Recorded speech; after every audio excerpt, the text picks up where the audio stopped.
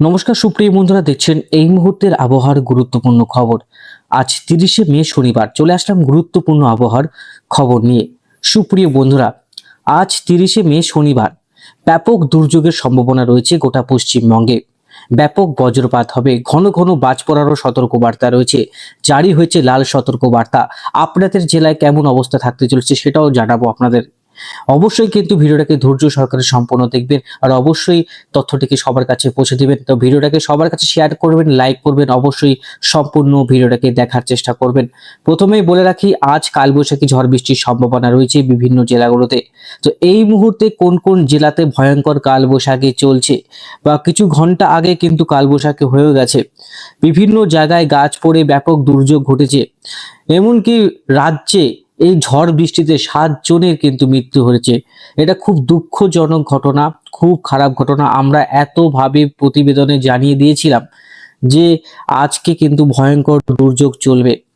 অবশ্যই আমাদের ভিডিওগুলো আপনারা ভালো মতন কিন্তু দেখেন না সম্পূর্ণ, এর জন্যই কিন্তু মিস করে গেছেন অনেক কিছু। তো সম্পূর্ণ ভিডিওটা অবশ্যই দেখবেন। তো এই মুহূর্তে কোথায় কোথায় ঝড় বৃষ্টি চলছে প্রথমেই বলে রাখি, আবার একটি পশ্চিমী ঝঞ্ঝা তৈরি হয়েছে। যেটা 29 তারিখের পশ্চিমী ঝঞ্ঝা ছিল, সেটা কিন্তু পুরো ভয়ঙ্কর রূপ নিয়ে সেটা দক্ষিণবঙ্গের উপর আছড়ে পড়েছিল বন্ধুরা। দক্ষিণবঙ্গের উপর আছড়ে পড়েছিল, দেখতেই পাচ্ছেন। আর ভয়ঙ্কর ঝড় বৃষ্টি আমরা লক্ষ্য করতে পেরেছিলাম। উপগ্রহ চিত্র যদি যাই তাহলে বুঝতে পারবেন যে ভয়ঙ্কর যে চিত্র, আমরা ভয়ঙ্কর ভাবে কিন্তু ঝড় বৃষ্টি দেখেছিলাম বন্ধুরা। বিকেল থেকেই ঘন কালো মেঘে ঢেকে গেছিল কলকাতা। তার পরবর্তী সময় আস্তে আস্তে কিন্তু আরো শক্তি সঞ্চয় করেছিল এই কালবৈশাখী। এই কালবৈশাখী বিভিন্ন জায়গায় কিন্তু ব্যাপক দুর্যোগ ঘটেছে। আপনাদের জেলায় ক্ষয়ক্ষতি হয়েছে কিনা অবশ্যই আমাদের ভিডিওর কমেন্ট বক্সে লিখে জানাবেন। তো এই মুহূর্তে দেখতে পাচ্ছি যে পশ্চিমী ঝঞ্ঝা ইতিমধ্যে দিল্লি ক্রস করেছে। আজকে কিন্তু প্রয়াগরাজ এবং ধানবাদের কাছাকাছি পৌঁছে যাবে। বিকালের মধ্যেই কিন্তু আজকে ব্যাপক কালবৈশাখী ঝড় বৃষ্টি থাকবে বন্ধুরা। ঘন্টায় 80 থেকে 90 কিলোমিটার গতিবেগে আছড়ে পড়বে কালবৈশাখী ঝড়।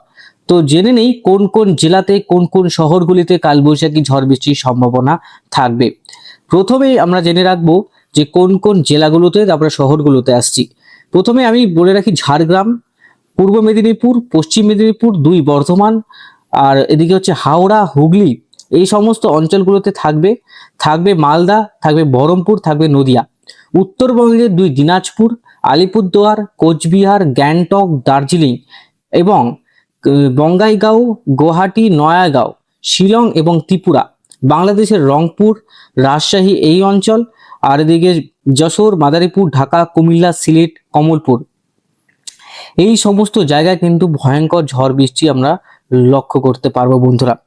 এই জায়গাটা ব্যাপক কিন্তু দুর্যোগ আমরা লক্ষ্য করতে পারছি। ভুবনেশ্বর থেকে শুরু করে এদিকে আপনার জামশেদপুর, ধানবাদ, ভাগলপুর, এই সমস্ত অঞ্চলগুলোতে আমরা ব্যাপক ঝড় বৃষ্টি লক্ষ্য করতে পারছি।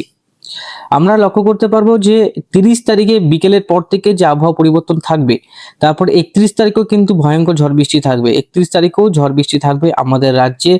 সমস্ত আমাদের শহরগুলিতে ঝড় বৃষ্টি থাকবে, একটা জেলাও কিন্তু বাদ পড়বে না 31 তারিখে। সমস্ত জেলাগুলোতে কিন্তু ঝড় বৃষ্টির সম্ভাবনা রয়েছে। এটা আজকের প্রেডিকশন, আজকের আপডেট, পরবর্তী আপডেটে পরিবর্তন আসতেই পারে।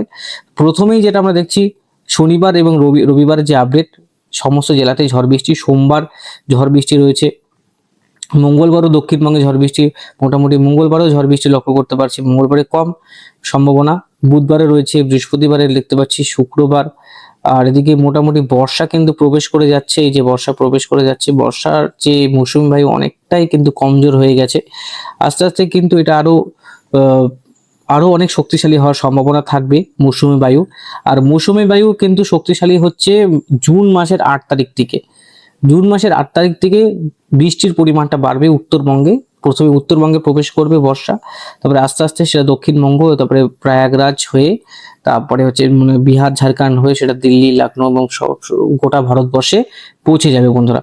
11 তারিখ, 12 তারিখের পর থেকে আরো বৃষ্টিটা বাড়বে, যেটা আমরা লক্ষ্য করতে পারবো। এই পরিবর্তনটা আমরা লক্ষ্য করতে পারছি।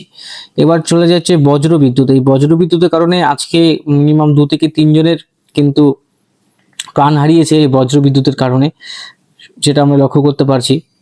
শুক্রবার 29 তারিখের যে বজ্রবিদ্যুতের কারণে যে ঝড় বৃষ্টি হয়েছিল তুমুল, শনিবারও কিন্তু এই বজ্রবিদ্যুৎ থাকবে বন্ধুরা। শনিবারও কিন্তু এই অঞ্চলটাতে বজ্রবিদ্যুৎ থাকবে।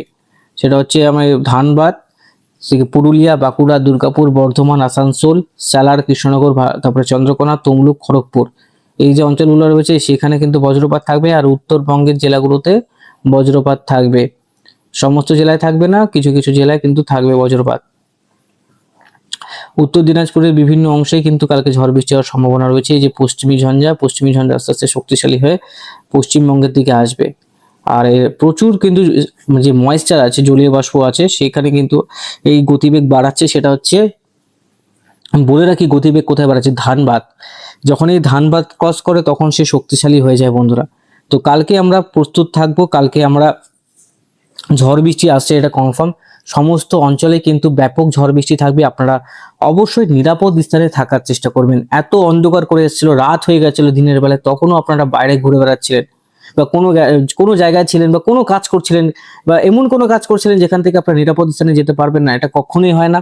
তো অবশ্যই কিন্তু নিরাপদ স্থানে যাওয়া যেত। যখনই দেখছেন মেঘ কালো করে আসছে, সাথে সাথে কিন্তু ঝড় আসে না। আপনাদের সবাইকে কিন্তু সময় দেয় ঠিক জায়গায় পৌঁছানোর। কোনো একটা স্থানে কংক্রিট জাতীয় শেল্টার নিয়ে নিতেন, কোনো জায়গায় দোকানে যেয়ে বসতেন, কোনো জায়গায় বসতেন। খালি জায়গায় কখনো থাকতে হয় না, গাছের নিচে আশ্রয় নিতে হয় না। এইগুলো জিনিস আমাদের মাথায় রাখতে হয় সবসময়। যখন বজ্রবিদ্যুৎ বা বাজ পড়বে তখন ইলেকট্রিক যে জিনিসগুলো আছে সেটা প্লাগ আউট করা, সুইচ লাগা, অফ রাখা, এইগুলো জিনিস আমাদেরকে সবসময় নিরাপদ থাকার জন্য সাহায্য করে। তো অবশ্যই কিন্তু এই জিনিসগুলো আপনারা মাথায় রাখবেন এবং খেয়াল রাখবেন বজ্রবিদ্যুৎ থেকে বাঁচার জন্য। আর যখন দেখছেন ঝড় বৃষ্টি, প্রচুর গরম থাকছে, তখন কালো করে মেঘ আসছে, তখন তো ঝড় হবেই।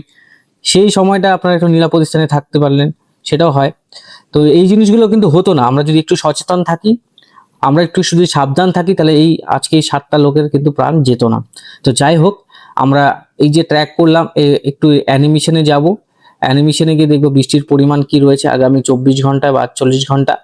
তাহলে আমরা দেখবো যে দক্ষিণবঙ্গে কিন্তু বৃষ্টি রয়েছে, এটা এক্সট্রিম ভাবে আমরা দেখতে পাচ্ছি। দক্ষিণবঙ্গে, উত্তরবঙ্গে আমরা লক্ষ্য করতে পারছি বৃষ্টি কিন্তু রয়েছে। এই সমস্ত অঞ্চলে বৃষ্টি আমরা লক্ষ্য করতে পারছি। একটু আমরা যদি আগে নিয়ে যাই, কিন্তু এই যে আস্তে আস্তে এই যে মৌসুমী বায়ু প্রবেশ করছে আমরা লক্ষ্য করতে পারছি। আর একটু আগে নিয়ে যাই, তা আরো কিন্তু এই যে ঘন কালো মেঘ দেখতে পাচ্ছেন, এটাই কিন্তু মৌসুমী বায়ু। ঠিক মৌসুমী বায়ু দেখতে পাচ্ছেন, এইখান থেকে সে সরাসরি এদিকে একটা এফেক্ট থাকছে, এদিক থেকে একটা এফেক্ট থাকছে। আস্তে আস্তে গোটা ভারতবর্ষে কিন্তু বৃষ্টি পৌঁছে যাবে। বর্ষা একটু কমজোর হওয়ার সম্ভাবনা রয়েছে। এল নিনো তৈরি হচ্ছে, খুব শক্তিশালী এল নিনো, এর প্রভাবে কিন্তু বর্ষা কমজোর হওয়ার সম্ভাবনা রয়েছে। দেখা যাক এখন আপডেট কি হয়। কোনো ঘূর্ণিঝড় আসছে না, নিম্নচাপও কিন্তু এখন লক্ষ্য করতে পারছি না। এটা পরবর্তী সময় আমরা বুঝতে পারবো যে নিম্নচাপ হবে না ঘূর্ণিঝড় হবে। এতদিন আমরা ঘূর্ণিঝড় দেখতে পাচ্ছিলাম, তবে নিম্নচাপ এখন কোনো কিছুই নাই। যাই হোক, পরিবর্তনশীল আবহাওয়া। প্রতিবেদনে আমরা যেটা জানাচ্ছি যে কোন কোন দিন ঝড় বৃষ্টি আমরা লক্ষ্য করতে পারছি। শনিবার, রবিবার এই কদিন কিন্তু ঝড় বৃষ্টি থাকবে। আগামী 48 থেকে 72 ঘন্টা আমাদের রাজ্যে ঝড় বৃষ্টি জারি থাকবে। আমরা সাবধান থাকবো এবং সতর্ক থাকবো। আর পশ্চিমের যে জেলাগুলো রয়েছে সেখানে একটু বেশি এফেক্ট থাকবে, পুরুলিয়া, বাঁকুড়া, বীরভূম, ঝাড়গ্রাম, আর এদিকে হচ্ছে পূর্ব মেদিনীপুর, পশ্চিম মেদিনীপুর, এসব জেলাগুলোতে কিন্তু এফেক্ট বেশি থাকবে। ধন্যবাদ, ভালো থাকবেন এবং সুস্থ থাকবেন।